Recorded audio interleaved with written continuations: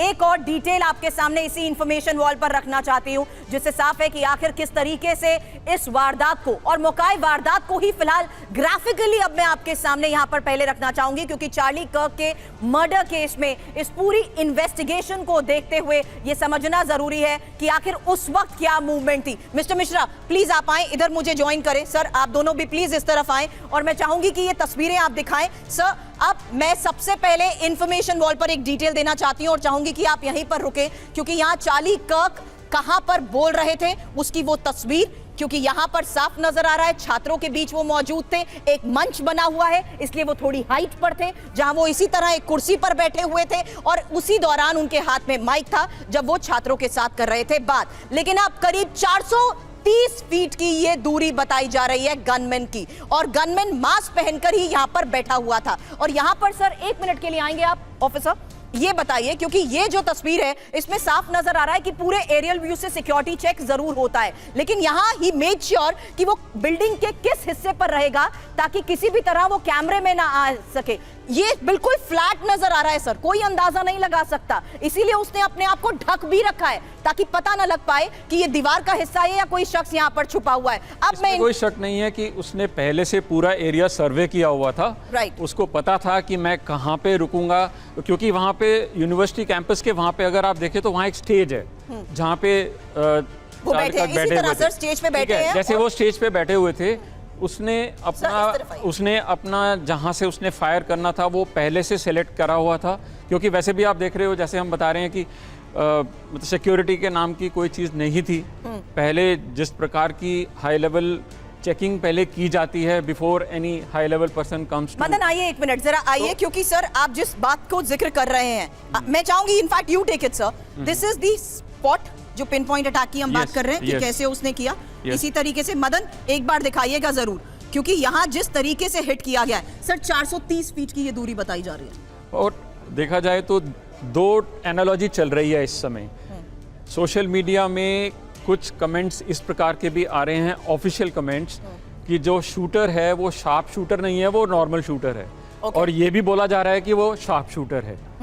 ठीक है, क्योंकि डिस्टेंस 430 यार्ड्स और कई जगह पे डिस्टेंस बताता है। आपने तभी कहा कि उसने जो राइफल चूज की, जो गन चूज की, वो जानता था कि कितने डिस्टेंस से उसे टारगेट करना है। ऐसे केसेस में जो है हाई वेलोसिटी वेपन यूज होता है, फायर आर्म्स, और उसने दूर से मारा, दूर से ही मारेगा, पास से पकड़ में आ जाता है, बिल्कुल आ जाएगा। और जो इसने गर्दन को टारगेट किया, क्योंकि गर्दन ही क्यों? देखिए इसमें कॉमन सेंस है। यदि हेड पे करता तो बात करते समय बहुत बार लोग अपने हेड को जो है हिलाते डुलाते हैं, तो हो सकता है उसका टारगेट जो है एकदम एक्यूरेट नहीं होता। Sir wants to add 1 minute. हाँ ये ऐड करना चाह रहा हूँ, देखिए दूर से मार रहा है वो। I mean there is no doubt that you know he is a sharp shooter, कोई डाउट की बात नहीं है, क्योंकि अगर नहीं होगा गोली लगेगी, निकल जाएगी दाएं बाएं तो मारा ही जाएगा वो, उसका बचने कोई सवाल नहीं था। गर्दन का ये होता है कि यहाँ कोई 1 सेकंड के लिए रोक रही हूँ, गर्दन का क्या होता है और क्यों गर्दन, ये सवाल एक्सपर्ट से कर रही हूँ। फिलहाल मदन जो इस वक्त आपको कैमरे में दिखा रहे हैं, और ये मैं लेजर के थ्रू इसलिए भी हाईलाइट कर रही हूँ क्योंकि इस इन्वेस्टिगेशन में ये एक बहुत इंपॉर्टेंट फैक्टर है कि आखिर शूटर ने जिस तरीके से और जिस एंगल से हिट किया है उसमें सीधा गर्दन ही क्यों? Add on sir. गर्दन में यह है कि कोई मेजर बोन यहाँ पे नहीं है, जिससे कि बुलेट जो है रिकोशे करके दाएं बाएं चली जाएगी और बोन में इंजरी आ जाएगी, लेकिन आदमी मरेगा नहीं। गर्दन का एडवांटेज ये है कि मारा आपने, यहाँ पे वेन्स आर्टरीज हैं और ट्राशिया में लगा, और वो फौरनी जो है वो उसका इम्पैक्ट होगा और ब्लीडिंग होगी, आदमी जो है वो बचना उसका बड़ा मुश्किल है। तो ये उसका यू नो इट्स उसने चूज इसलिए किया इसको कि यहाँ पर ऐसा नहीं होगा कि इसे देखिए ट्रम्प के ऊपर भी अटेम्प्ट हुआ था, कान से गोली निकल गई।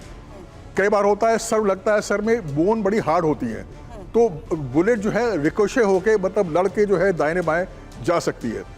गर्दन में ये संभावना नहीं होती है, इसलिए उसने गर्दन चूज किया मारने के लिए। देखिए बिल्कुल जैसे द्विवेदी जी बोल रहे हैं, देखिए एक होता है काइनेटिक एनर्जी, जब कोई बुलेट आता है तो यहाँ पे टेम्पोररी कैविटी बनती है। तो बहुत से ऐसे केसेस हैं जिसमें हाई वेलोसिटी के वेपन से फायरिंग हुई तो बुलेट पेनिट्रेट किया, उसमें डेथ नहीं हुआ, लेकिन जो शॉटगन के जो पैलेट्स थे वो ज़्यादा इंजोर्ड किए क्योंकि वहाँ पे ज़्यादा टेम्पोररी कैविटी घाव बना।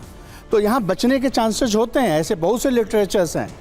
लेकिन जैसे इन्होंने कहा सर पे टारगेट इसलिए नहीं किया, मैं बताता हूं, मैं बिल्कुल बताता हूं। लेकिन वो एंगल भी सर किस तरीके से? हाँ। एंगल भी और सर पे इसलिए नहीं किया। यदि बात करते समय आदमी मूव कर रहा है, स्टाइल में बात कर रहा है अपने, तो इसलिए उसने गर्दन को टारगेट किया। और जहां तक रिको चैट की बात है, तो रिको चैट जो है आपका बोनी प्रोमिनेंसेस पे रेस्ट होता है। बीच में कोई मीडिएटर आ गया, जैसे बात कर रहा है, बीच में नहीं, बीच में माइक आ गया, माइक से लड़के भी बुलेट हट सकता था। तो जब बात कर रहा तो उसका एंगल माइक का ऐसे है, तो गर्दन जो है डिस्टर्ब नहीं होता। यानी कहीं ना कहीं वो एक्सपर्ट था फायरिंग में, तभी जाके वो गर्दन पे टारगेट किया और अच्छे से वहां लगा। आपका ये मनीष कुछ मिश्रा, जो फॉरेंसिक डिटेल आप बता रहे हैं, ये तो बात सही है कि ये तो या तो फॉरेंसिक एक्सपर्ट जानता हो या सिक्योरिटी एजेंसी से रिलेटेड व्यक्ति जानता हो, जो प्रोफेशनल स्नाइपर होगा, नॉर्मल आदमी तो होगा नहीं। तो इसका मतलब है कि इसको आप रूल आउट कर लीजिए कि वो कोई नॉर्मल आदमी होगा, वो प्रोफेशनल स्नाइपर है, नंबर 1। नंबर 2, स्टैंडिंग पोजीशन और सिटिंग पोजीशन में अंतर है। देखिए, ये व्यक्ति बैठा हुआ है, अगर ये खड़ा हो, मान लीजिए मैं खड़ा हूँ, सर खड़े हैं, यहाँ पर कोई स्नाइपर अगर टारगेट करे वो इजी है अगर कोई खड़ा है तो, लेकिन अगर कोई बैठा हुआ है और वो हाइट से टारगेट कर रहा है तो वो उनके लिए डिफिकल्ट टास्क है। तो ये एक नॉर्मल व्यक्ति नहीं कर सकता, ये स्नाइपर ही कर पाएगा 100%, और वो प्रोफेशनल होगा। He is a sharp shooter, properly trained, well briefed. He knows exactly what he's doing. उसे ठीक से पता है कर क्या रहा है। 9 की इन्वेस्टिगेशन से 2-3 बातें तो साफ है। पहली बात जो हमारी एक्सपर्ट की टीम यहाँ बता रही है कि वो और जो फॉरेंसिक डिटेल है कि उन्होंने जानबूझकर इसको टारगेट किया कि मुझे गर्दन में मारना है। क्यों? अगर चूंकि बैठा हुआ है, लेक्चर दे रहा है, अगर उसने सर हिलाया तो वो बच जाएगा। आप क्यों नहीं इसे ऐड ऑन करते हुए जरा समझाएं, क्योंकि किस तरीके से, और आप अग्री करते हैं सर, आप तीनों का ये टेक इक्वल है कि किस तरीके से उसने अपनी लोकेशन और वो बिल्डिंग तक को फाइनलाइज किया जहां वो जानता था कि क्या फ्रेम उसके आएगा। आप जरा दर्शकों को जरा समझाने की कोशिश करें कि किस तरीके से उस डायरेक्शन में, मैं चाहूंगी कि आप प्लीज खड़े होकर जरा समझाएं कि कैसे उसने टारगेट हिट करने की कोशिश की होगी। देखिए, जिस तरह करेक्ट अपना लेक्चर डिलीवर कर रहे थे, हाँ। और जिस तरह से उसने एरिया को देखा कहां से उसको शूट करना है, तो जब उसने शूट किया, मैं यहाँ सेम जो हमारा है ये समतल एरिया से मैं देख रहा हूँ, ये जो है ऊपर से शूट किया तो यहाँ पे एंगल डिस्टेंट उंड हुआ, यहाँ पे एंगल्स पे गया, और जब ये एंट्री उंड होती है तो एंट्री भी होगा और एग्जिट भी होगा, तो ब्लड पैटर्न भी निकलेगा, ब्लड के छींटे भी पड़ेंगे, तो उससे भी वेलोसिटी पता चलेगी। प्लस बुलेट है, उससे हम फायर आर्म को आइडेंटिफाई कर सकते हैं।